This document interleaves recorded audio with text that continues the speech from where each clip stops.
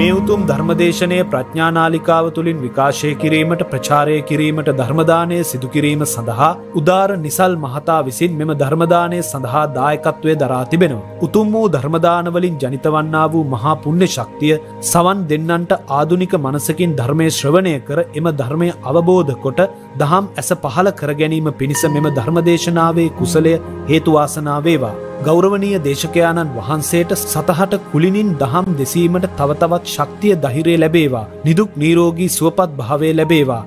ප්‍රාර්ථනීය බෝධියකින් උතුම් වූ නිර්වාණ අවබෝධය පිණිස හේතු වාසනා වේවා කියා බලාපොරොත්තු වෙනවා. එසේම වේවා කියා ආශිර්වාද කරනවා. නමෝ තස්සේ භගවතෝ අරහතෝ සම්මා සම්බුද්දස්සේ නමෝ තස්සේ භගවතෝ අරහතෝ සම්මා සම්බුද්දස්සේ නමෝ තස්සේ භගවතෝ අරහතෝ සම්මා සම්බුද්දස්සේ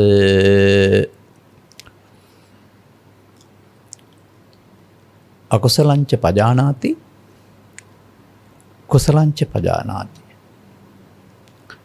එතාවතාචකෝ ආර්ය ශ්‍රාවකෝ සම්මාදිට්ඨිකෝ හෝති इति. ප්‍රඥානාලිකාව තුළ දහම් රසය සොයන්නා වූ සදහැබර පින්වතුනි, බුදු සමය ලෝ පහළ වෙන්නේ වසර 2700කට ආසන්නයේදී 600කට ආසන්නයේදී ಭಾರತය තුළ මතක තබාගත යුතු විශේෂිත කරුණ තමයි ඒ වන විට සමාජයේ තිබුණ ආගමික හෝ ආගමික නොවන එහෙම නැත්නම් ගෘහස්ත සහ ආරණ්‍ය වාසී, තවත් වචනකින් කියනවා නම් අත්කලමතානුයෝගී සහ කාමසුකල්ලිකානුයෝගී, මේ ප්‍රතිපදා කිසිවක් සත්‍ය නිසා නොවේ. සත්‍ය නම් උන්වහන්සේට උපරිම කංසෝ විඳමින් සිට අත්කලමතානුයෝගී කෙලවර දක්වා ගොස් කිං සත්‍ය ගවේෂී කිං කුසල ගවේෂී කියන පදයෙන් සත්‍ය නම් කුමක්ද කුසල් කුමක්ද හොයමින් යන්න ඕන නැහැ. උද්දකරාම පුත්‍ර හෝ භග්ගවලංග නැත්තම් මේ ලෞකික අටවෙනි ධානය කියන තැන දක්වා යන්න පුළුවන් වුණාම ඒක සත්‍ය නම් ඒක කුසලයේ නම් උන්වහන්සේට හොයන්න ඕන නැහැ. ඒ නිසා මේ බුදුවරුන්ගේ පහළවීම සාංශාරික වශයෙන් ගත් කල බ්‍රහ්මජාල සූත්‍රයේ සඳහන් පරිදි පූර්වාන්තය පිළිබඳ හෙවත් සංසාරයේ ආපු පැත්ත පිළිබඳව, අපරාන්තය පිළිබඳව හෙවත් ඉදිරියට පැත්ත පිළිබඳව මතධාරීන් හිටපු ගියා. ඒ මත සංඛ්‍යාව 62කට තමයි බුදුන් වහන්සේ ගලපලා තිබෙන්නේ. මේ 62කින් එකක්වත් බුදු සමය නෙවෙයි. ඒ වගේම බුදු සමය කියන්නේ 63 වෙනි මතයකුත් නෙවෙයි, දිට්ඨියකුත් නෙවෙයි. එබැවින් අප මේ බුදු සමය පිළිබඳව හොයන්න ඕන ටිකක් පවතින තත්ත්වයන්ට වඩා යමක් තේරුම් ගන්න ඕනකමින්. එහෙත් මේ සමාජය පාසල් අධ්‍යාපනයෙන් හෝ විහාරස්ථානයෙන් හෝ නැත්නම් තවත් කරු කියලා දීපු දෙයක් තුළින් නතර වෙනවා, ස්ථාවර වෙනවා. ස්ථාවර වෙලා ඒ සාමාන්‍ය ස්වභාවයෙන්ම සංසාරේ ස්ථාවරය කරගන්න තමයි මිනිසා බලන්නේ. එයයි ඇත්ත කියලා නතර වෙනවා. වර්තමාන සමාජයේත් ඒ වගේ යම් පෙර කාලේ නම් ඒවට කිව්වේ ගුරුකුල කියලා. දැන් ගුරුකුල කියන නම පාවිච්චි නොකලත් යම් ආයතන සංස්ථා ආගමික බිහි වෙනවා. ඒ තැන්වල ඉගැන්වීම් වල කිසියම් ආකාරයක වෙනසකුත් තිබෙනවා. ඒ තැන් සත්‍යයි කියලා යම් පිරිස් ඒ තැන්වල නතර වෙනවා. මානම් දකින්නේ තැන් සත්‍යයි කියලා නතර වෙන්න නෙමෙයි අවශ්‍ය. ධර්මයේ සත්‍ය කුමක්ද කියලා හොයාගන්න. කාමසිකල්ලිකාන යෝගයේ තුල හිර වුණා නම්, අත්කර්මතාන යෝගයේ තුල හිර වුණා නම් අපට බුදු කෙනෙක් හම්බ වෙන්නේ නැහැ. ඊට වඩා නිදහසේ සොයක නිසා තමයි බුදු කෙනෙක් හම්බ වුනේ. අපිත් පරම්පරා ගණනක් තිස්සේ ආවා වූ මග එහි ප්‍රතිඵල නැත්නම් අර බමුණන්ට වදාලාසේ බමුණන්ගෙන් අහන්නේ හත්මුතු පරම්පරාව දක්වා නුඹලා බ්‍රහ්මයෝ දැකලා තියෙනවද? නැහැ. එහෙනම් කනවැලල්ලා ගත්ත පිරිසක් පිටිපස්සේ යන අන්ධයින් පිරිසක් කියලා තියෙන්නේ ඒකයි. ඒ වගේ අපි මේ කවුරු හරි යමක් කිව්වට එය විශ්වාස කළ යුතු නැහැ. මන්දයත් සත්‍ය හමුවේ විශ්වාසයට හමු වෙන්නේ දෙවෙනි තැනක්. සත්‍ය හමුවේ විශ්වාසය බොරු වෙනවා. මම උදාහරණයකින් මෙහෙමයි කියන්නේ. ළමා කාලේ ඉඳලා බලන්නකෝ ඔබට මොනවද පෙනෙන්නේ කියලා. උදෑසන ඉර පායනවා. හිරු ඡණ්ඩ වෙනවා. ලාහිරු ඡණ්ඩ බවටපත් වෙලා ආපහු ලාහිරු බවටපත් වෙලා බැස යනවා. ඒ නිසා අපිට පෙනෙන්නේ අපි ඉන්නවා හිරු පායා බැස යනවා. හැමදාමත් සිදුවෙන දේ. ඒක විශ්වාසයක් වෙනවනේ හැට පේන නිසා. ඒක ඇත්ත කියලා අපි පිළිගන්නවානේ.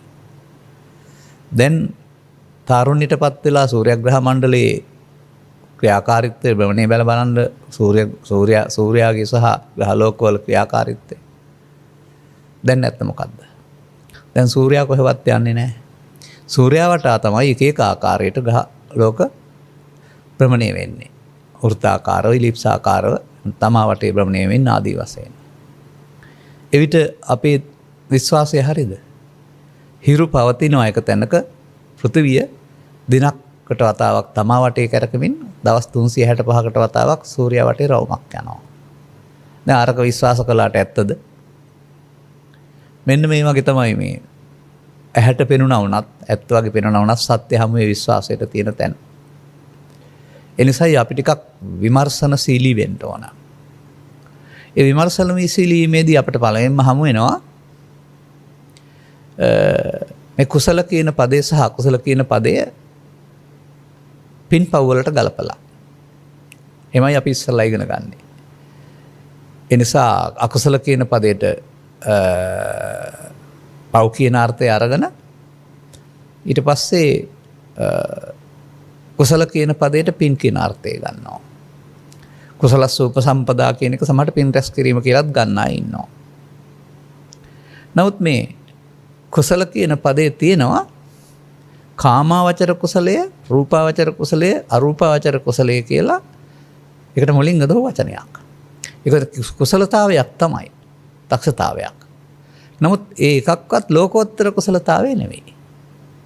තව එහාට වචනයක් තියන්න ඕන මේකට ලෝකෝත්තර කුසලතාවය කියලා. ඔය කුසලතාවය කියන එක තේරුම දක්ෂතාවයක් කියන එකනේ. ඉතින් අපිට මේක හොයාගන්න පුළුවන් තැනක් තියෙනවා. අකුසල දස අකුසලයේ විග්‍රහ කිරීමේදී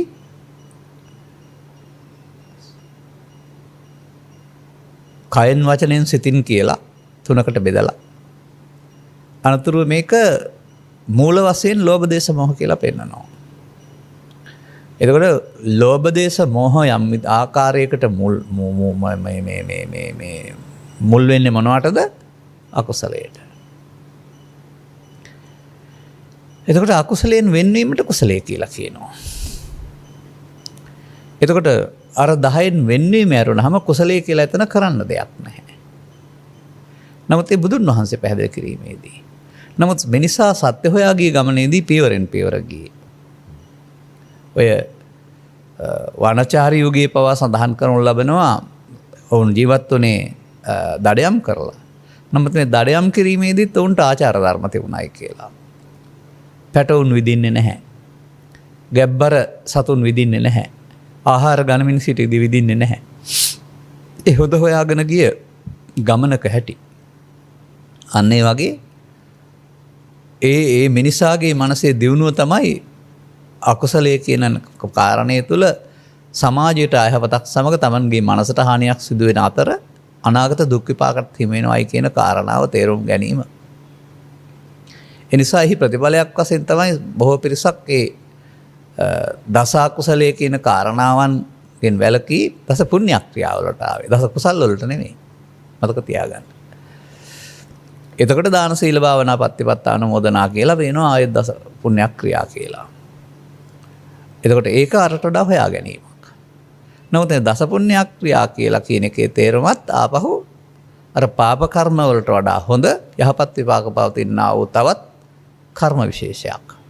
පුණ්‍යක්‍රියා නම් හම්බ වෙන්නේ විපාක. එතකොට ඒක අරට වඩා දියුණුවක් ඒ වුණාට.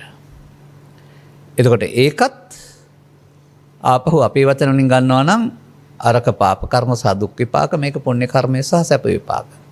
තාමත් මේ හොයන අය ඉන්නේ කොහෙද කියලා තේරුම් ගන්න. ඉන්නේ පෘථග්ජන භාවය තුළ. පෘථග්ජන භාවය තුළ ලබා ගන්නා වූ දියුණුව තමයි එහෙමනම් ගෘහස්ත ජීවිතය ගත කරලා මේ කම්සෝ විඳලා ජීවිතාවසානයේ අපතෘප්තියෙන් මරණයට පත්වන එක උන්ට තේරිලා ඊට හයමක් හොයන්න ගිය එක තමයි ඊළඟට අර රූපාවචර අරූපාවචර කුසල කියන පැත්තට සිත යොමුනේ. නමුත් අකුසලයේදී කෙලෙස් යට වී යහපත් පුණ්‍ය චේතනා ඉස්මතු වෙනවා වගේ ධාන කුසලයේදී කාමාවචර අකුසල චේතනා කුසල චේතනා යටපත් වෙලා ඊට එහා ගිය කුසල චේතනාවක් ඉස්මතු වෙනවා. නමුත් ඒක තුලත් කිසියම් ආකාරයක මෝහයක් නැතුවා නෙවෙයි.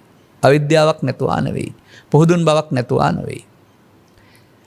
ඒ නිසා ඔවුන්ට එබඳු තත්වයක් උපදවා ගැනීම තුළ ලෝකේ ජීවත් වෙනකොට ලෝකේ තියෙන අර්බුද වලින් මිදලා ඉන්න සමාධියක් තිබුණා. නමුත් ඒ සමාධිය සදාකාලිකයක් වෙන්නේ නැහැ, පිරිහෙන එකක්. ඒ සමාධියෙන් පරලෝක ගියා නම් ඊට අදාළ උත්පත්තියක් ලබාගෙන මේ ලෝකේ පවතින දුකින් ඈත් වී කලක් ඉන්න පුළුවන්. නමුත් ඔවුනුත්ගේ පෘථග්ජන භාවය නිසා ඔවුන්ටත් මේ අකුසලයෙන් වෙන්නේ මේ කුසලයේ හම්බුනේ නැහැ. ඒ නිසා යාව සන්තා සමාපatti ආගන්තාරෝ පුනබ්බවං කියලා සාන්ත සමාපatti නම් තියෙනවා. නමුත් පුනර්භවයට එන්නෙනවායි කියලා බුදුන් වහන්සේ ඔවුන්ගේ ඔය පාපකාරී පුණ්‍යකාමී ධානලාභී ලෝකෝලායගේ අනාගතය පැහැදිලි කරලා තිබුණා. ඒ නිසා අපට තව ටිකක් එහාට හොයන්න වෙනවා හැමනම්.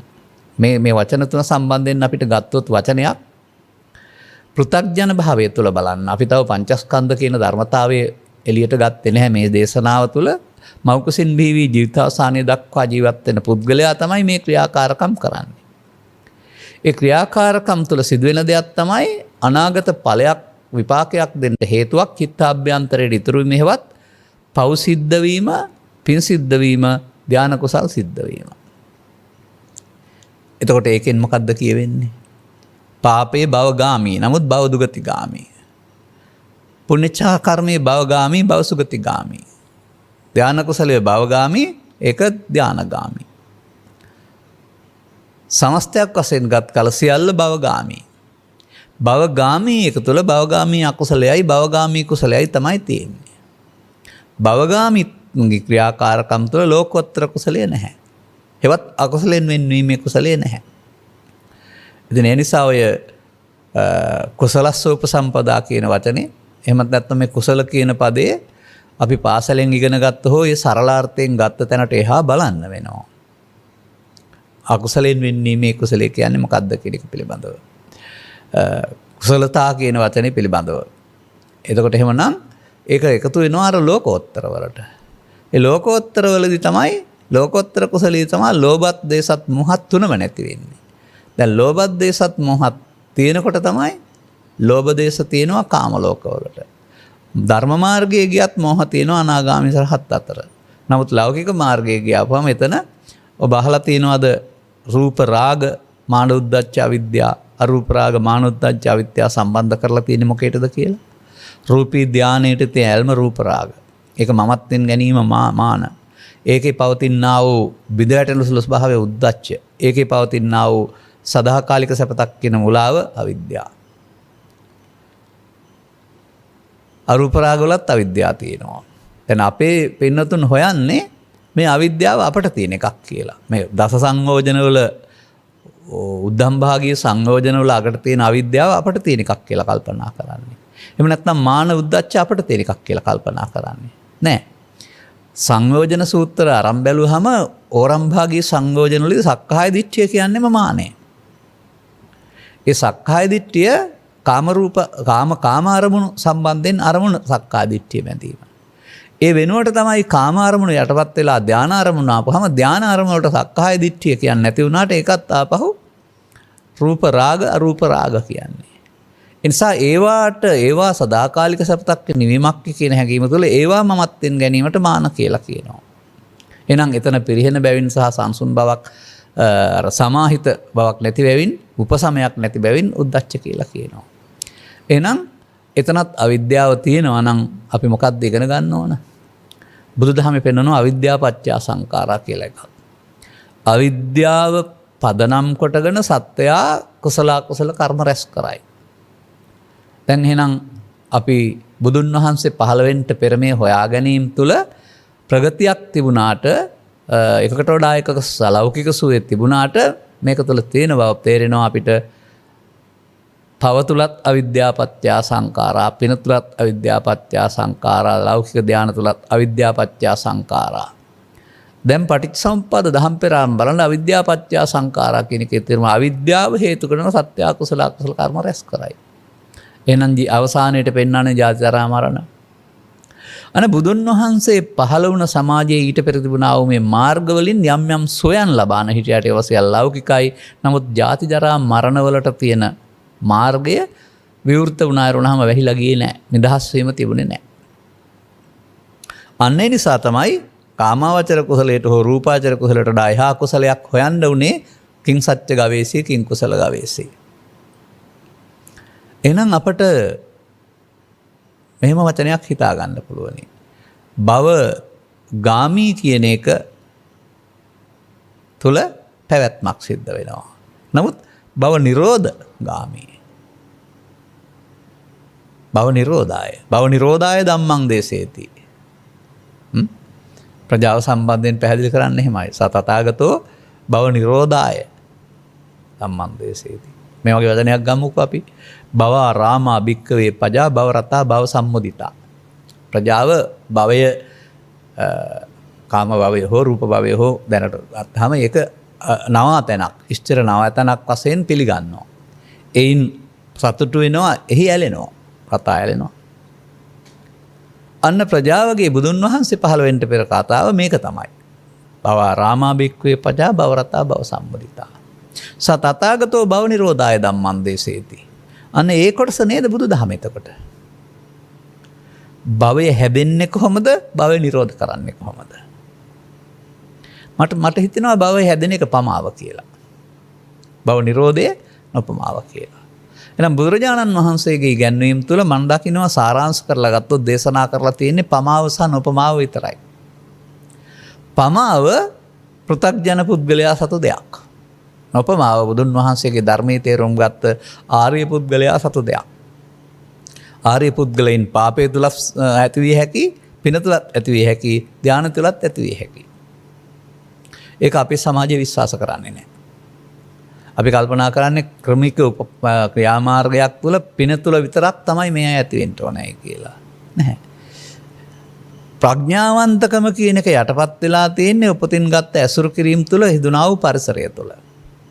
එනම් පාපකාමී පරිසරයක් තුල පාපයට නැඹුරු වෙන්න පුළුවන්. පුණ්‍යකාමී පරිසරයක් තුල පුණ්‍ය කර්මයට ඇලුම් කරන්න පුළුවන්. අර කෙලෙස් යටපත් කරන පරිසරයක් තුල ඒකට ඇලුම් කරන්න පුළුවන්. ඒ ඇලුම් කිරීම තුල තමයි මේ උගලට අහු වෙන්නේ. නමුත් ඔවුන් කොට්ටාස තුනටම ඒකේ පවතිනා වූ ව්‍යාජත්වය, මුලාව වටහා ගන්න පුළුවන් නම් බුදු සමයේ පෙන්වන මැදුම් පිළිවෙත කියලා කියන ඔය තුනෙන්ම මිදෙන එක. තුනෙන්ම මිදෙනවා කියන එකේ තේරුම හැමෝම තුනටම අහු වෙලා මිදෙනවා කියන එක නෙවෙයි. අපි මේ ලෝකේ උපදිලා ටික කලක් යනකොට අහු වෙන්නේ එකකට. ඒකෙන් මිදෙන්නයි අවශ්‍ය වෙන්නේ. එහෙනම් අපි තව වචනයක් ගනිමු. භව ගාමිත්වය අபிසංකාර. භව නිරෝධ ගාමිත්වය සංඛාර නිරෝධය. දැන් තව වචනයක් ගන්නවා අපි. යංකින්චි දුක්ඛං සම්භෝති සබ්බං සංඛාරපච්චය. සත්වයාට යම්කිසි ආරි සත්‍ය දුක්ඛයක් හමු වෙනවා නම් ඒ සංඛාරපත්තියෙන්.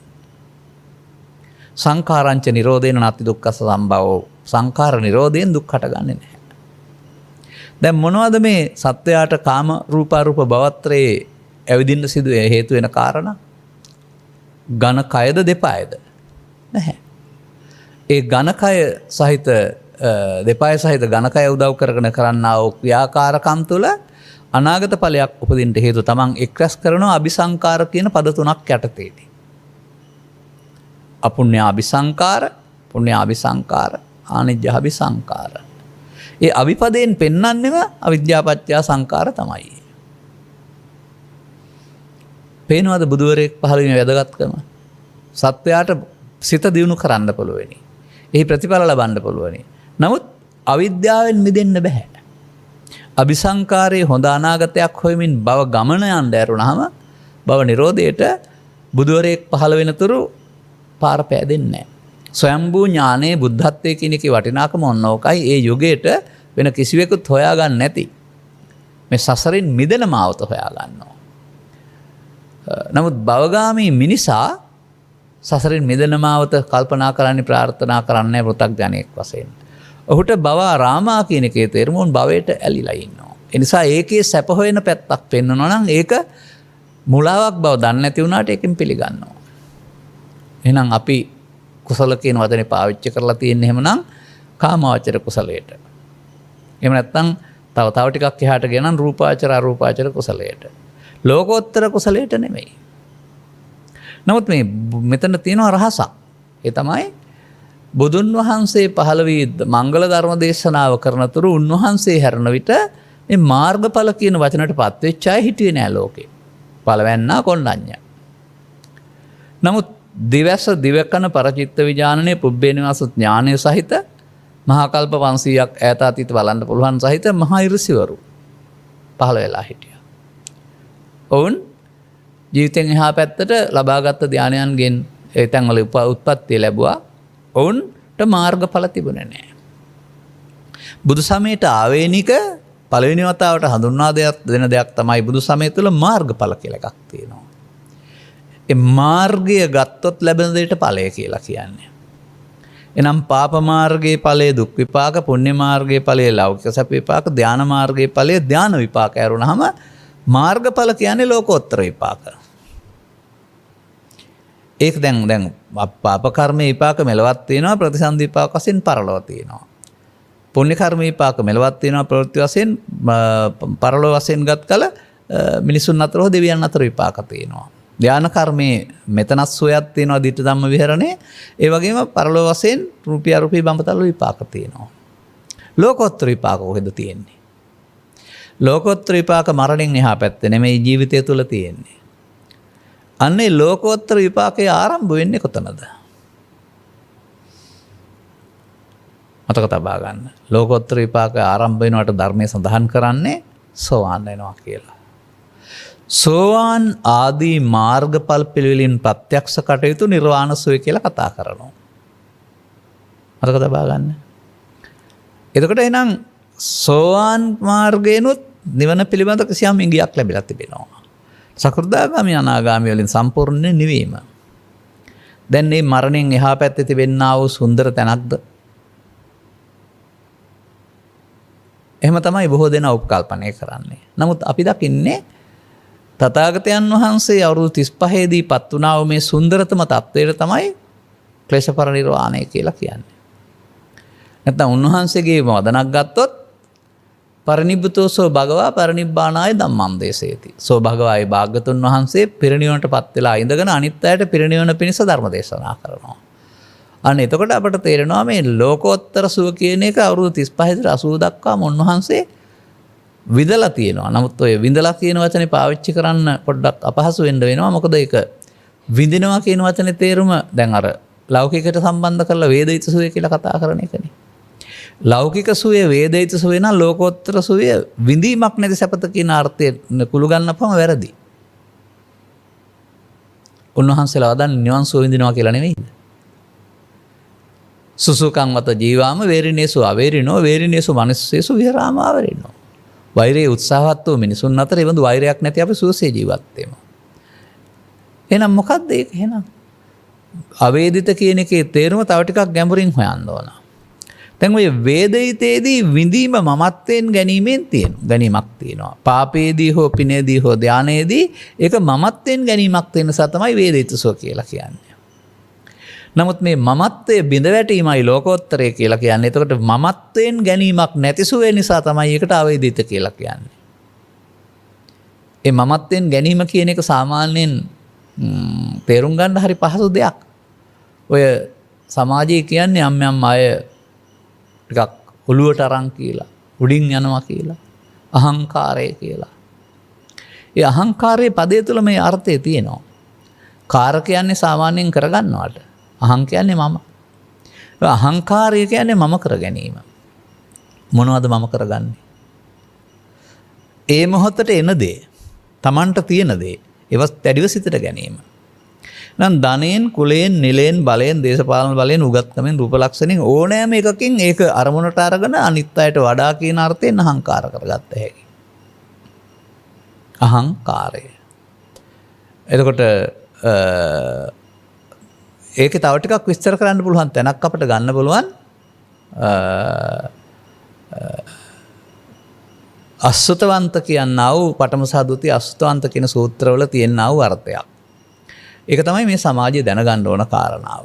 මොකද ප්‍රාථමික ඉගැන්වීමේදී සිරුර කොටස් 32කට බෙදලා 32 එක එක කොටසක් පළමුව හිතින් හිතලා බැලුවාම ඒ එක කොටසක මම කියලා කෙනෙක් නැති නිසා කයේ මම කියලා කෙනෙක් නැහැ කියන අර්ථය තමයි ග්‍රාමීයව මුල් කාලේ නැත්නම් කලකට පෙර අපේ අහිංසක අම්මලා ඉගෙන ගත්තේ සහ තේරුම් ගත්තේ. එතකොට එතන කය සම්බන්ධ කරගන්න දෙයක්.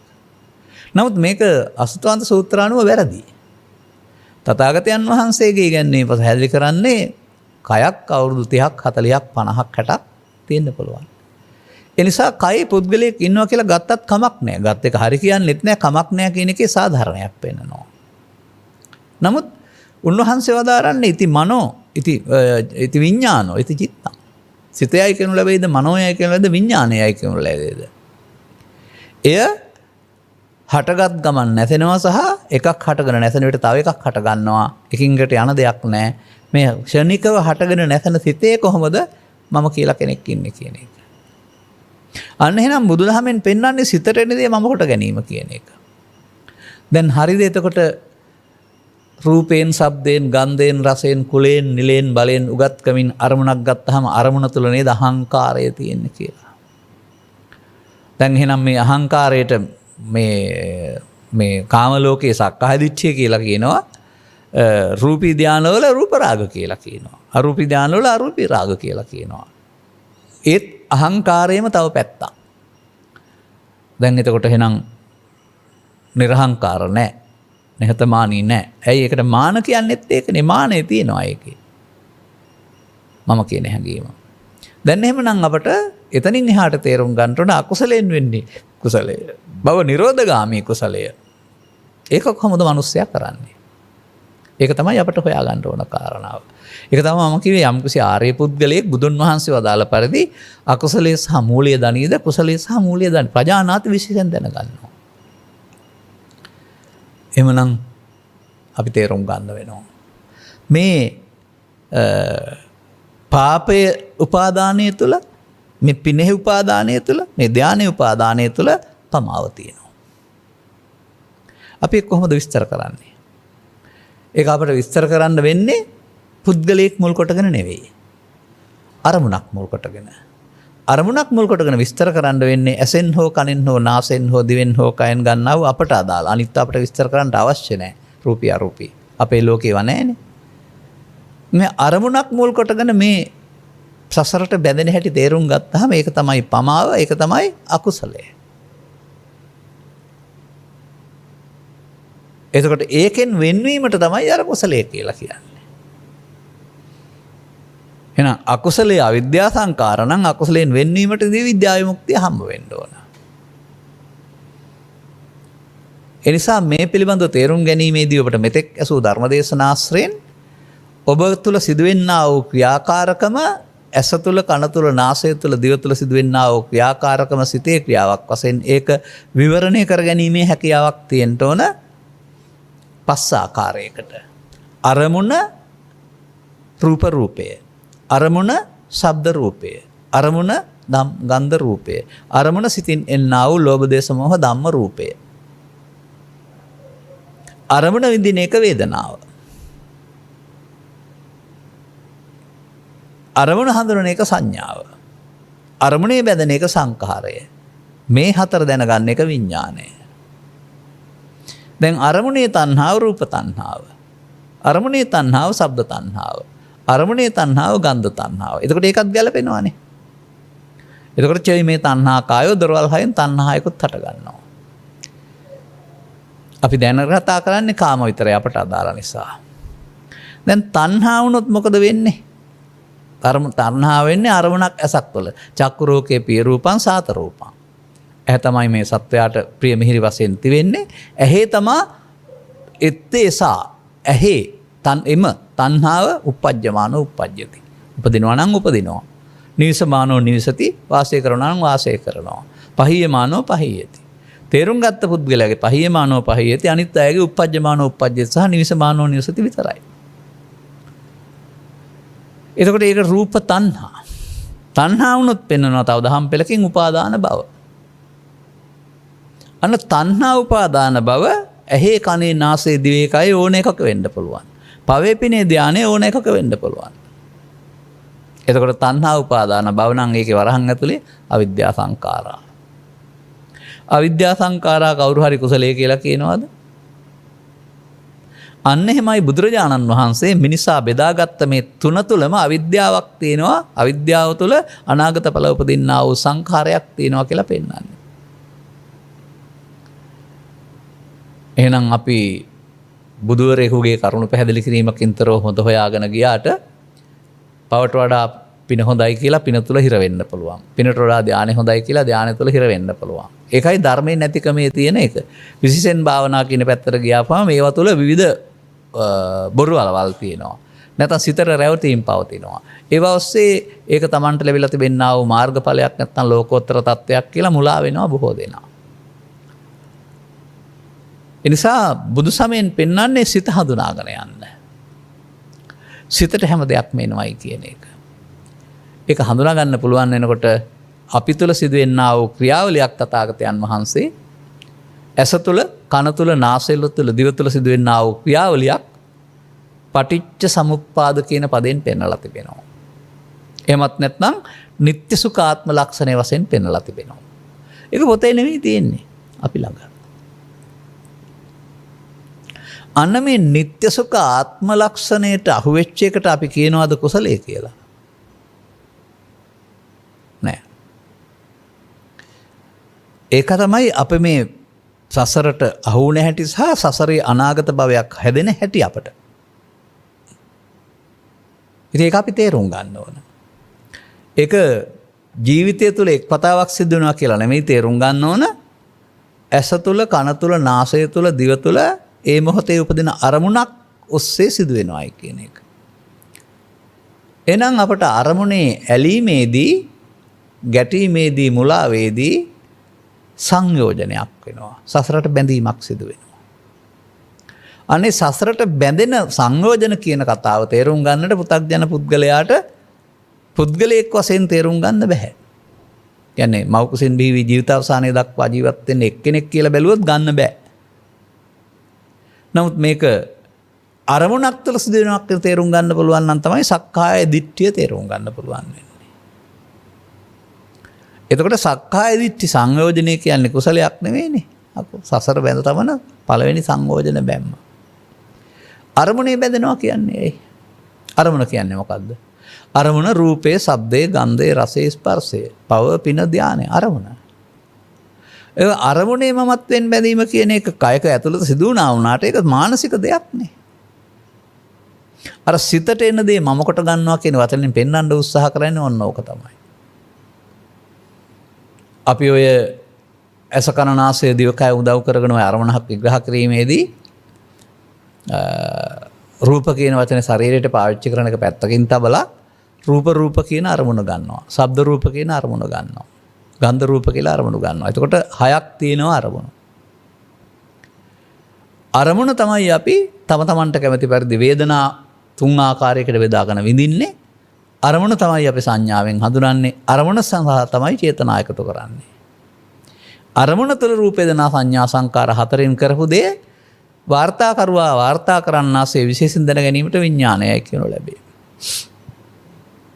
දැන් මේකට කියනවා සක්කාය. මේකට එන අරමුණට එන දේ අන්න අහංකාරය කියලා මම පෙන්වුවේ ඒක. අරමුණට එන දේ දැඩිව ගත්තාම අරමුණ තුලයි මම හැදෙන්නේ. එතකොට සක්කාය දිට්ඨි කියලා කියනවා. අරමුණ තුල මම හදාගත්තාම මොකද වෙන්නේ? සංයෝජනය වෙනවා. සංයෝජනයේ කුසලයක්ද අකුසලයක්ද? සසරට බැඳෙන එක. සසර බැඳෙන එක සම්බන්ධයෙන් තථාගතයන් වහන්සේ වදාරන්නේ මඤ්ඤමානෝකෝ භික්ඛු බාධෝ ආරස්ස කියලා. මේ අරමුණ මමත්වයෙන් ගත්තොත්, පව මමත්වයෙන් ගත්තත්, පිනව මමත්වයෙන් ගත්තත්, ධාන මමත්වයෙන් ගත්තත් සංයෝජන වෙන එකට තමයි බද්ධෝ මාරස්ස කියන්නේ. ඔන්න පමාව. ඔන්න භව ගාමිත්වය. දැන් එහෙනම් මේක තේරුම් ගත්ත පුද්ගලයාට මේ බැඳීම වෙනුවට ඒ මොහොත නොබැඳී ඉන්නට අවශ්‍ය භව නිරෝධ ගාමිත්වයකටපත් වෙන්න වෙනවා. දැන් එතකොට එහෙමනම් පෘථග්ජන පුද්ගලයා පව තුල පින තුල ධානය තුල අල්ලා ගැනීම නම් වූ පමාවේ නේද ඉන්නේ. අපි තාමත් පෘථග්ජනයි කියන වචනේ තේරුම අරමුණු මමත්වයෙන් ගැනීම තේරුම් අරන් නැහැ කියන එක නේද? එහෙනම් ඔහුට අහංකාරය තුල නැත්නම් මමත්වයෙන් ගැනීම තුල අනාගත සසරක් කාම රූප භව අරූප ඔස්සේ හැදෙනවා නේද? මෙන්න මේ අනාගතයට හේතු ඉතුරු තබා අවසන් කිරීමේ ක්‍රියාවලිය නවත්තන්න පුළුවන් කෙනා කවුද? සක්කාය දිට්ඨි පහාන සූත්‍රය කියලා පෙන්නනවා. අත්තාන දිට්ඨි මූහච්ච කියලා පෙන්නනවා. සක්කාය දිට්ඨියට නොපැමිණ ඉන්න උත්සාහ කරන්න. ඒ කියන්නේ දවසට සැරයක් ජීවිතේට එක වතාවක් නෙමෙයි අරමුණ සක්කාය දිට්ඨියට නොපැමිණ ඉන්න. මෙන්න මේක කරන්න පුළුවන් කාටද? අන්නේ කටයුත්තට බුදු සමයේ පෙන්නනවා, විදසුන් වඩනවා, භාවනා කරනවා, කර්මක්ෂය කරනවා කියන වචන පාවිච්චි කරනවා. අප්‍රමාද වෙනවා, නොපමා වෙනවායි කියලා. සිහියෙන් කටයුතු කරනවායි කියලා. එතකොට මේ කාරණය පිළිබඳ තේරුම් ගත්ත පුද්ගලයාට මේ වර්තමාන මොහොත ස්වර්ණමය අවස්ථාවක්. තේරුම් ගත්තේ නැති කෙනාට වර්තමාන මොහොත අනාගත සසර හදන්න අවස්ථාවක්. පව ඔස්සේ, පින ඔස්සේ, ධානය ඔස්සේ. එතකොට ඔවුන් එහෙනම් ලෞකික කියන්නේ ඇයි? ලෝක කියන්නේ ඇයි? පෘථිවියද? නෑ. රූප වේදනා සංඥා සංකාර පහට ලෝක කියනවා. ඒකේ පවතින දුකට තමයි ලෝක කියන්නේ. එතකොට එහෙනම් දුකට අයත් තමයි ලෞකික කියලා කියන්නේ. ඔය ලෝකස්ස බික්කවේ සමුදයංච අත්තගමංච දේශස්සාම කියන එකේ ලෝකේ හට ගන්නවා කියන එකේ පෙන්ලා තිබෙන්නේ රූප වේදනා සංඥා සංකාර විඥාන කියන උපාදානස්කන්ධ පහ තමයි ලෝකේ කියන්නේ. ඒකට අයත්. ඒ උපාදානස්කන්ධ තුල පවතිනා වූ සුඛයට ලෞකික සුඛ කියනවා. සුඛක් නැතුව නෙවෙයි. ඒකයි වේදිත සුඛය කියලා කියන්නේ. නමුත් ඒ ඒ රූප වේදනා සංඥා සංකාර පහයි එකේ අමමත්වයේ දුර වෙනකොට තියෙන සුඛයට ලෝකෝත්තර කියනවා. ලෝකයෙන් එතර කියලා විග්‍රහ කරන්න එපා ලෝකෝත්තර. බාහිර ලෝකයෙන් එතර කියලා. උත්තරීතර. දැන් මේ ලෝකෝත්තර සැනසීම කාටද තියෙන්නේ? පෘථග්ජන කිසිවෙකුටත් නැහැ. ආරම්භ වෙන්නේ සෝවාන් වලින් එහා පැත්තට. දැන් එහෙනම් ලෝකෝත්තර කුසලය කුසලතා කියන එකේ තේරුම අකුසලෙන් වෙන්නේ මේ කුසලයේ කියන එක වළංගු වෙන්නේ එහෙනම් සෝවාන් වලින් එහාට නේද? කුසලස්ස උපසම්පදා. සබ්බපාපස්ස අකරණං හිදී. ඒ පාප කියන්නේ සතුන් මැරීම, හොරකම් කිරීම කියන වචනට ගන්න නැතුව උපාදානයේ පාපය වශයෙන් දකින්න. උපාදානයේ පාපේ නම් උපාදානයේ නොවීමට කියනවා කුසලයේ කියලා. ඕන දැන් අපට එහෙමනම් මේ අපි ගමන් කරන ගමන පයින් පාදයක් තබන විට පියවරෙන් පියවරට ඉස්සරහට යන්නාසේ අරමුණෙන් අරමුණට මැරෙමින් ගමනක් යන බව තේරෙනවා නම් ඒ අරමුණ තුළ තමයි සතර හදන්නේ කියලා තේරෙනවා නම් අරමුණ තුළ සතර හදන්න නැතුව ඉන්න ගන්නකොට කුසලයේ වෙනවා. මේක සම්බන්ධයෙන් මම ඉදිරිපත් කරපු අදනක් තියෙනවා සමාජයට. ධර්ම න්‍යායක් තථාගතයන් වහන්සේ වදාරලා තියෙනවායි කියලා මේ අපි නොසිතූ දෙයක්. තථාගතෝ වික්ඛු අරහං සම්මා සම්බුද්ධෝ බුදුර ලෝකෙට පහළ වෙලා ද්වේ ධම්ම දේශනා පරියායන භවಂತಿ. අරුත් වශයෙන් ගත් කල ධර්ම දේශනා ධර්ම න්‍යාය දෙකයි දේශනා කරන්නේ. පාපම් පාපකතෝ පස්සතාති ආයම් පඨම ධර්ම දේශනා. පාපේ ලාමක වශයෙන් දකින්න නොනින් දකින්න ඒක තමයි පළවෙනි ඉගැන්වීම. දැක්කා නම් පාපම් පාපකෝ දිස්වා තත්ත්ව විරජ්‍යත විමුච්ඡත නිබ්බින්දතාති. පාපේ කලකිරෙන්න නොයැලෙන්න විදෙන්න. ඒ කියන එක ගත්තොත් එහෙම සතුන්ව මැරීමට ඊට පස්සේ අපිට ලෝකෝත්තර අර්ථයක් හම්බ වෙනවද? නමුත් බුදුවරු මේ දෙක විතරයි දේශනා කරන්න කියන එකේ තේරුම පාපය භවගාමී. පාපෙන් මිදීම භව නිරෝධගාමී. පාපේ ලෞකිකයි පාපෙන් වෙන්නීම ලෝකෝත්තරයි.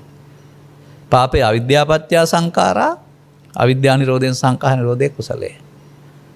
එහෙම හිතලා තේරුම් ගන්න ඕන. ඒක ගැලපෙනවා අපූර්වට. එවිට අපි කතා කරන පුද්ගලයා කරන එක වචනයක් වෙනුවට ඇසේ හෝ කනේ හෝ නාසයේ හෝ දිවේ කයේ හෝ කාම රූප අරූප යටතේදී යම් අරමුණක් උපාදාන වීම වද්දෝ මාරස්ස අඤ්ඤමානය. එහෙනම් ඒක මොකද්ද? උපාදානයේ පාපයයි. අන්න උපාදානයෙන් මිදෙන්න බැරි වුණා හොඳ දේවල් හොයන අයට. පාපේ උපාදානයෙන් ඉවත් වෙලා පිනේ උපාදානයේ පිනේ උපාදානයෙන් ඉවත් වෙලා ධානයේ උපාදානයට ආවම උපාදානයේ වෙනවා කියන වර්ධ තේරුම් ගන්න බැරි වුණේ ඇයි? පංචස්කන්ධ නම් වූ ධර්මතාවයක් තුළ සිද්ධ වෙන මේ ශනික ක්‍රියාවලිය අර දෙසටක් මිසදිටු වල විග්‍රහ නොවන බැවින්. එහෙනම් වුන් පාවිච්චි කරලා තියෙන්නේ කොමක්ද? අපාය යන්න, දිව්‍ය ලෝක යන්න, බඹලෝ යන්න පංචස්කන්ධයේ ආත්මේ පාවිච්චි කරලා තියෙනවා. අන්න බුදුන් වහන්සේගේ ධර්මදේශනා මුල් දෙකේම තියෙනවා අනත්ත ලක්කන. එහෙනම් අන්න මේ මට ලැබිලා තියෙන මාත්‍රකාවට අනුව ගත් කළ දැන් මේ අකුසලයෙන් වෙන්නේ මේ කුසලය. උපාදානයෙන් වෙන්නේ මේ කුසලය. කරන්න පුළුවන් වෙන්නේ බුදු සමයේ තේරුම් ගත්ත මේ ආරි ශ්‍රාවකයාට. ඔහු ඉන්පසු මොකද කරන්න ඕන? අර උපාදානයේ අකුසලය නම් උපාදානයෙන් වෙන්වීමට කුසලයේ කියනවා. මේක පෙළක් පැහැදිලි කරලා නැද්ද? පෙළක් පැහැදිලි කරලා තිබෙනවා. පැහැදිලි කරලා තිබෙන සූත්‍ර දේශනා ගණනාවක් තිබෙනවා. ඒක ඔබ තේරුම් ගන්න ඇස තුළ හෝ කන තුළ හෝ නාසය තුළ හෝ දිව තුළ හෝ අරමුණ තුළ. අරමුණක් හමුවීමට ස්පර්ශ කියනවා. ඒක ප්‍රත්‍ය වෙනවායි කියනවා විඳින්න. විඳින නිසා ඒකට ඇලෙන්න ගැටෙන්න හේතු වෙනවා කියනවා තණ්හා. එහෙම වුණොත් ඒක අර දැඩිව ගැනීමට යටත් වෙලා උපාදාන වී සංසාරික විපාක දෙන්න හේතුවක් විතර වෙනවට බව කියනවා. පාලියෙන් කියනවා වස්සපච්චා වේදනා වේදනාපච්චා තණ්හා තණ්හාපච්චා උපාදාන උපාදානපච්චා භව. පොතේ නෙවෙයි ඇසේ කනේ නාසයේ දිවේ කයේ පවේ පිනේ ධානයේ. තණ්හාපච්චා උපාදාන උපාදානපච්චා භව නම් ඒකට කවුරු හරි කුසලයේ කියයිද? මොකද තණ්හා උපාදාන භව වරහන් ඇතුලේ අවිද්‍යා සංඛාරා. අවිද්‍යා සංකාරය තුළ නරක එකක් හොඳ එකක් හොඳ මේකක් හොයාගත්ත ඇරුණාම විද්‍යා විමුක්තියට යන පාරක් ඒකකවතවත් නැහැ. අන්න ඒක තමයි බුදුවරුන්ගේ විශේෂත්වය. උන්වහන්සේලා අවිද්‍යාව පත්‍ය සංකාරා උගන්වන්න ලෝකෙට පහළ වුණේ නැහැ. විද්‍යා විමුක්තිය උගන්වන්නයි පහළ වුණේ. එහෙනම් අපි මේ අවිද්‍යා සංකාරය වෙනුවට එතෙන්ට විද්‍යා විමුක්තිය ගේන්නේ කොහොමද? අරමුණ අනාගත ඵලයක් උපදින්නට හේතු ඉතුරු නොවි නැසෙන්න ඕන. ඒක වෙන හැටි තියෙනවා පාළිය තුල. නමුත් අපි මෙතන පුරුදු වෙලා ඉන්නේ යම්කිසි කාරණයක් තුල එන්නා වූ අරමුණට එකඟ වෙලා අරමුණට රැවටිලා අරමුණ ක්‍රියාත්මක කරන්න. ඒ අරමුණට වහල් වුණාම අරමුණ ලෝභයෙන් හෝ දේශයෙන් හෝ මොහෙන් ගැනීමක් තියෙනවා. එතකොට ක්‍රියාත්මක වෙන්නේ මමත්වය. එහෙනම් ඒක නසන්න බෑ. මේ ලෝකෝත්තර පුද්ගලයාගේ නැත්නම් ආර්ය පුද්ගලයාගේ වෙනස මොකක්ද එහෙනම්? ඔවුන්ට හමු වෙනවා මේ අරමුණු ඇතිවි නැති වෙන විට ස්වභාවයෙන්ම පවතිනා වූ සංසුන් ස්වභාවයක්. නැතිවීම තුලින් තමයි ඒක හමු වෙන්නේ. අරමුණු උපදින්න හේතු අඩු වෙනකොට තමයි මේක හමු වෙන්නේ. නමුත් මේ අරමුණු බලෙන් යටපත් කරපුවාමත් මේ වගේ එකක් හම්බ වෙනවා. විවිධ අරමුණු එන්න නොදී ඒක අරමුණට හිතුවර කරන් පස්සේ යම් කාලයක් එතකොටත් හම්බ වෙනවා මේ වගේ සංසුන් තැනක්. නමුත් ඒ සංසුන් තැන හම්බ වෙන්නේ අරමුණු නැතිවීම තුළ නෙමෙයි. අරමුණු ඈත්වීම තුළ. ඒකේ මේකේ සැනසීම සමාන නිසා මේක එකක් කියලා ලෝකයා හිතනවා. නමුත් මේ මාර්ගඵලලාභී පුද්ගලයාට ලැබෙන මේ සංසුන් බව අරමුණු උපදින්න තියෙන හේතු තුනීම තුළ ලැබෙන දෙයක්. ඒක තමයි සෝවාන් පුද්ගලයා සෝවාන් වීමෙන් නිවන් දැක්කා කියලා කියන්නේ. මා හිතනවා ඔහුට පවතිනවා මේ සංසුන් ස්වභාවය පිළිබඳ අවබෝධයක් ලෝකෝත්තර පළවෙනි ධානය කියලා. ඔහු දැන් සටනට සැරසිලා ඉන්නේ. ඔහුට මේ ලෝකෝත්තර ධානයේ හේවත් ධර්මයේ සරණ තියෙනවා. ඔහු දැන් එතන ඉඳගෙන තමයි ක්ලේශයන්ට මුහුණ දෙන්නේ. දැන් ක්ලේශයන්ට වහල් වෙන්න බෑ ක්ලේශයන් පරදින්න ඕන. මේ සංසුන් බව නැත්නම් ක්ලේශයන්ට පරදිනවා. ඒක මාර පරාජය නෙමෙයි මාරයට පරාජය. දැන් මාර පරාජය. ඔන්න පටිසෝතගාමීත්වයේ නැත්නම් ආපහු යන්න පටන් ගත්තා කියන එකේ තේරුම. දැන් ඔහුට එහෙනම් ලෝකේ ජීවත් වෙන්න පුළුවන්. අනිත් අය වගේම. නමුත් ඔහුට වර්තමාන මොහොත අනාගත සසර හදන අවස්ථාවක් බවට පත් කරගන්නවාද අනාගත සසරක් හදන්න නැතුව අවසන් කරනවාද කියන මේ තීරණ දෙකෙන් එකකට එන්න ඕන. ඔය යම් වෛද්‍යවරු යම් රෝගීන්ට ඇතිවෙන්නා වූ රෝගී තත්ත්වයන් නිරීක්ෂණය කරලා දෙකෙන් එකක් තෝරගන්න කියලා කියනවා. සරල උදාහරණයකින් ගනිමුකෝ අපි මත්පැන් පානයට හුරු වෙලා හිටියා. දැන් ඔහුගේ ආත්මාව විදිමිලා නැත්නම් වකුගඩු නරක් වෙන්න. තවදුරටත් ප්‍රතිකාර ලබන්න ආවොත් මරණයට තමයිපත් වෙන්නේ. දැන් එහෙනම් බොනවද නොබොනවද දෙකෙන් එකක් තෝරගන්න. බොනවා නම් මරණයට සූදානම් වෙන්න, නොබොනවා නම් හොත කරගන්න පුළුවන්. අන්න ඒ වගේ මෙතන දෙකෙන් එකක් තෝරගන්න වෙනවා. අපිට ඒ එන මොහොත පරණ පුරුදු පාරට අහු වෙලා මරුවසගේට ගිහින් ප්‍රතික්‍රියා දක්වන්න යනවද? එහෙම නැත්නම් ප්‍රතික්‍රියා නොදක්වා ඉවර කරනවද? සාමාන්‍යයෙන් බමුණන් ප්‍රතික්‍රියා දැක්වූ හැටි පෙන්නනවා. බුදුරජාණන් වහන්සේගේ මේ ධර්මයේ ප්‍රචාරය වීම තුළ මුන්ට මේ ලාභ සත්කීර්ති ප්‍රශංසා නැති වුණායි කියලා ඔවුන්ගේ ඊර්ෂ්‍යාව ක්‍රියාත්මක වුණේ ලිං වලට පොල්ලෙලි දාලා වහපුවා වැහිමින්. ඔබටත් මෙහෙම ඊර්ෂ්‍යාව ක්‍රියාත්මක වෙන්න පුළුවන්. සතෙක් සම්බන්ධයෙන් දරුවන් සම්බන්ධයෙන් කැම තියෙන දෙයක් වළක්වන්න කටයුතු කරන එක. අන්න එහෙම තමයි අපිට මේ ආත්මාර්ථය ක්‍රියාත්මක වෙන්නේ. මමත්වෙන් අරගෙන තවත් කෙනෙකුට ඒක හිමි වෙනවට කැමති නැත්නම් අන්සතු සැපතක් දැක දලලොබිනේ උන්ට නොවි මට වේ වැය සිද්ධ නැත්නම් උන්ට නොදී ඉන්න කටයුතු කරනවා. දැන් අර දෙවනපෑතිස් රජතුමාගේ සහෝදරය සම්බන්ධ කතාන්දරේ පෙන්නනවානේ මෙහෙම දෙයක්. මේ දේවියට ඊර්ෂ්‍යාවක් තිබුණා රජකමට පත් වෙයි කියලා. ඒ නිසා ඝාතනය කරන්න ලෑස්ති කරයි කියලා. නමුත් මේ ඝාතනය කරන්න ලෑස්ති කරේ විස දෙමු ආහාරයක් යොදලා. මේ විස දෙමු ආහාරේ කැවුනේ ඇගේ පුතාට කියලා මට මතක නෑ හරියට මේ සිද්ධිය. ඒකට අර දුෂ්ට චේතනාවකින් ඝාතනය කරන්න හැදුවේ වෙන කෙනෙක්. නමුත් මරණයටපත් උනේ තමන්ගේ පුතා. ඔක ජාතක කතාවකක් තියෙනවා. කෙනෙක් මරන්න ඕන වුණා. ඊට පස්සේ ලියුමක් ලියලා යවනවා. මෙන්න මේ ලියුම අරන් එන පුද්ගලයා ගඩොල් පොරකට දාලා පුච්චන්න. යනකොට මේ ඥාති සහෝදරයා තමයි හම්බ වෙන්නේ. ශ්‍රී ලංකා කර ඉන්නවා. මෙයා යවන්න බෑ. මං ඕක අරන් යන්නම් කියලා අර කියපු කෙනාගේ පුතා තමයි ලිපිය අරන් යන්නේ. මෙයා දන්නේ නැහැ කවුද කියලා. තමන්ගේ දරුවා තමයි ගඩොල් පොරණයට දැම්මේ. ඝාතනය වුණේ. මේ රජකම සම්බන්ධයෙන් ඇති වෙන්නා වූ ඊර්ෂ්‍යාව තුළ තියෙන ඔය තමයි ඔය ප්‍රතික්‍රියා කියන එක. ප්‍රතික්‍රියා හැමතැනම පවතින ඊර්ෂ්‍යාව සිදු වෙන්නේ අන්තිම තමන්ට හානිය. මේ වගේ ඉතින් ඕන තරම් කතා තියෙනවා එකක් දෙකක් මතක් කළේ. ඒ නිසා අපිට මේ මොහොත ප්‍රතික්‍රියා දක්වන්න නෙමෙයි තිබෙන්නේ. අවසන් කරන්න. අන්න ඒක තමයි මේ භව නිරෝධත්වේ නැත්තම් කුසලය. ඒක දහම් පෙළෙන් ගත්තාම තින්නම් සංගති පස්සෝ පස්සපච්චා වේදනා වේදනාපච්චා තණ්හා කියන වචනේ ගත්තාම ඒ තණ්හාව රූප තණ්හාව ශබ්ද තණ්හාව මමත්වෙන් ගැනීම ගන්න නැතුව අශේෂ ශේෂ කරන්නේ නැත්නම් විරාග රාග කරන්නේ නැත්නම් නිරෝධ එතකොට අන්න එතන නිරෝධයක් සිද්ධ වෙනවා. නිරෝධ වෙනකොට එහෙනම් උපාදාන වෙන්නේ නැහැ. තණ්හා නිරෝධයෙන් උපාදාන නිරෝධය උපාදානෙන් භව නිරෝධය. අන්න පටිසෝතගාමිත්වය අන්න අකුසලයෙන් වෙන්වීම දැන්පත් වෙන්නේ කුසලයට. තණ්හා උපාදාන භව අවිද්‍යා සංඛාරා නම් තණ්හා නැත්නම් උපාදාන නැත්නම් භව නැත්නම් ඒකට කියනවා අවිද්‍යාව මුක්ති. අන්න අකුසලයෙන් වෙන්නේ මේ කුසලේ උපාදානයෙන් තොර වුණා. දැන් කොහාටද යන්නේ?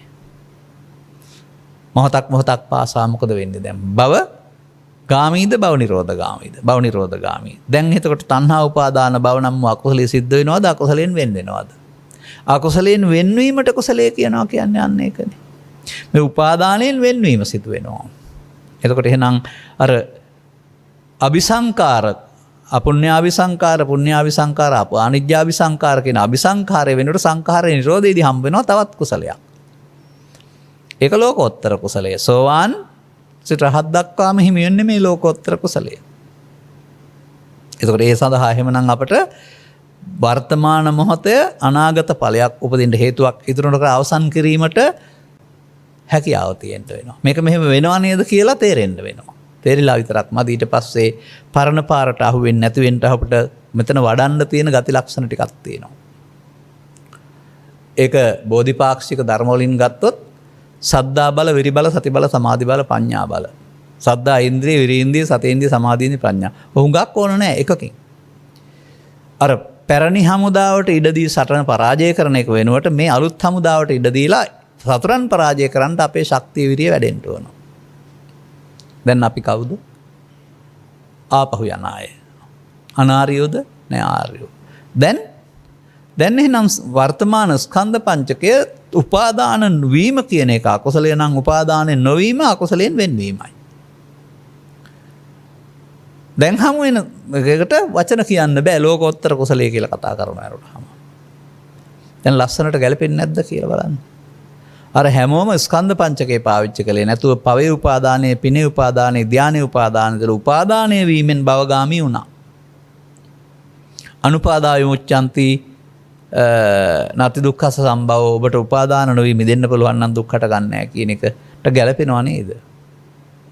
එහෙනම් අපට ශික්ෂාපද සංවරය තුළ සමාජයේ හිටියට ක්‍රියාත්මක කරන්න වෙන්නේ අරමුණක් තුළ. වර්තමාන අරමුණක් තුළ.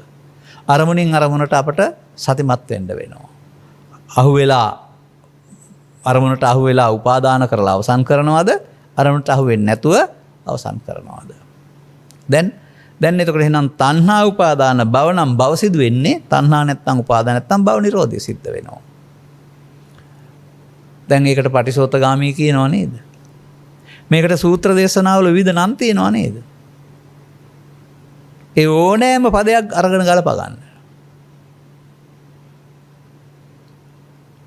අපි කියනවා උපාදීයමානෝ කෝ බික්ඛු බද්දෝ මාරස්ස අනුපාදීයමානෝ මුත්තෝ පාපිමතෝ.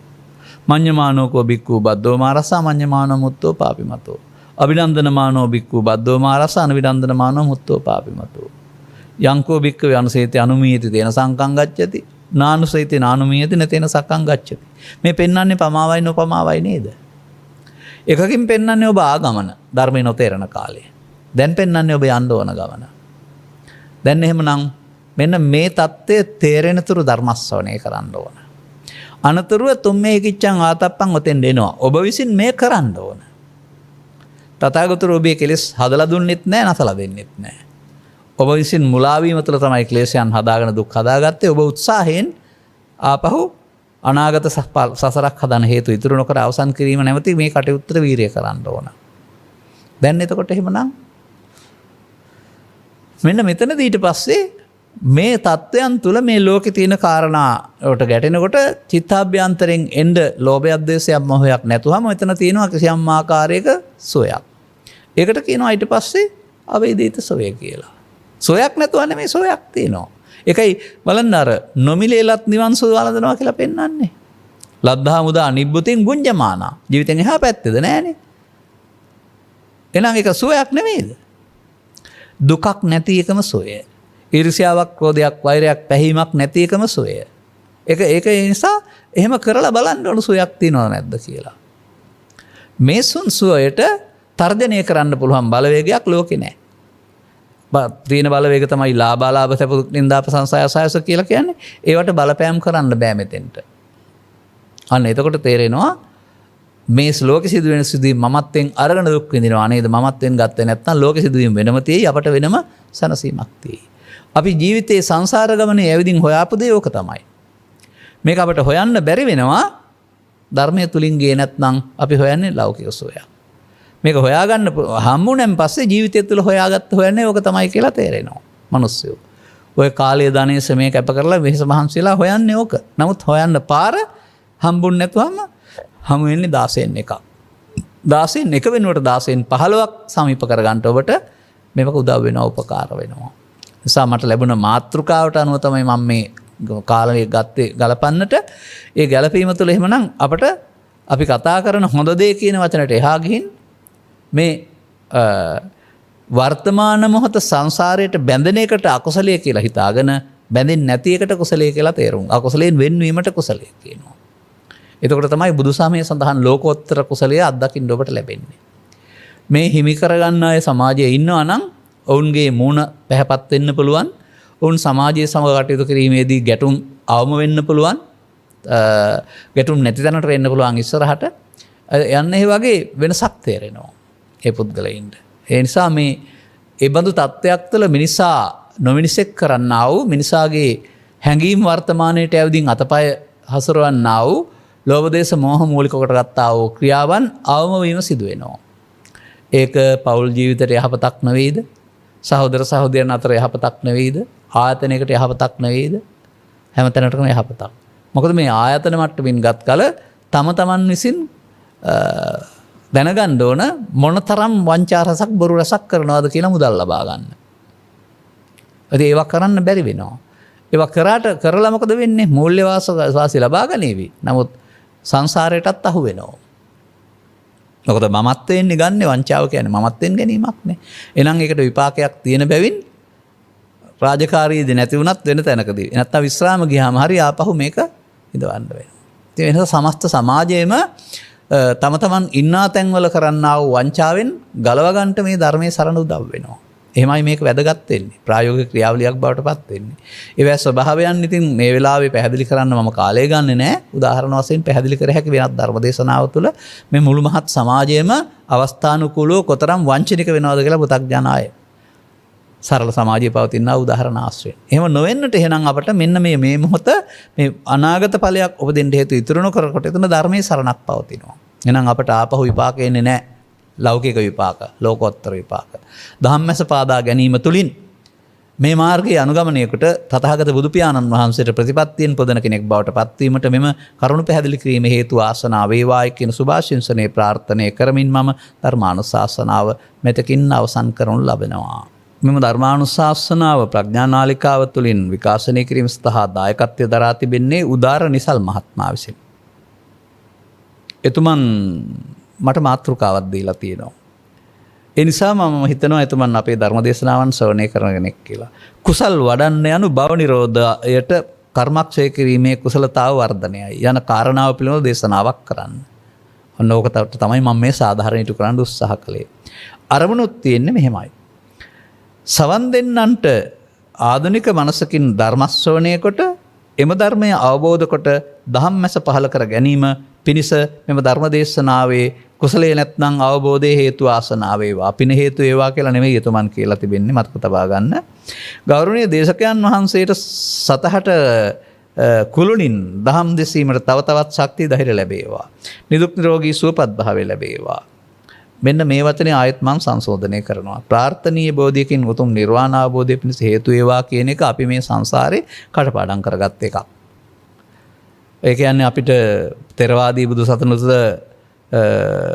බුදුපසේ බුදු මහරහත් කියලා තුන් බෝධියකින් නිවන් ලබන්න පුළුවන් කියලා තියෙනවා. ඉතින් ඕක අපි හැමදාම පාඩම් වුන නිසා කියනවා.